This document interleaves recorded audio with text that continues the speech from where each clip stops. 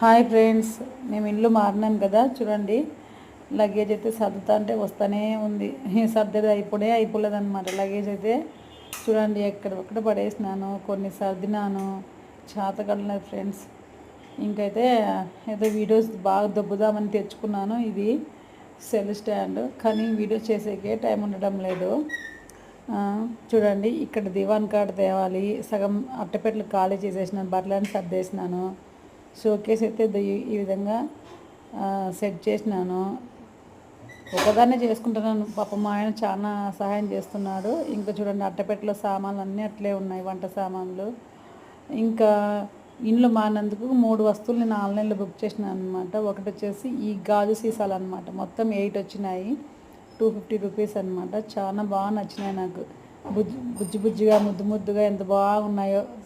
Shape కానీ నాకు బాగా నచ్చింది. ఏమంటే ఒకటి చేయి లోపలికి పోవడం లేదు కడగడానికి. ఇంకొచ్చేసి ఇవి స్టీల్ అనమాట. ఇవి 8 బుక్ చేసినాను, అంటే 8. ఇంకా అక్కడ కొన్ని ఉన్నాయి. ఇంకా ఇక్కడ గ్యాస్ అటువైపు సర్దాలి. నెక్స్ట్ స్టాండ్ ఈరోజు తీసుకొచ్చి ఫిట్ చేసినాను కడిగేసి. ఇది వచ్చేసి 1600 పడిందనమాట. 6 కేజీలు ఉంది. నెక్స్ట్ ఆన్లైన్లో కొన్ని ఇంకో వస్తువు ఏదంటే ఇవి, 3వ వస్తువు ఏమి అంటే గ్లాస్ కంటైనర్స్ అనమాట.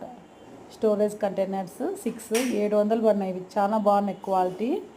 నెక్స్ట్ ఇంకా బెడ్రూమ్లో కానీ ఇక్కడ చూడండి, వెస్ట్రన్ టాయిలెట్. నాకు అది వెస్ట్రన్ టాయిలెట్ ఇంతవరకు అలవాట్లేదు, కానీ కొన్ని కావాలంటే కొన్ని అడ్జస్ట్ కావాలి ఇల్లు కోసం. దానికి ఓకే చెప్పినాను. ఇండియన్ బేసిక్ లేదు, టాయిలెట్ లేదనమాట, బేసిన్.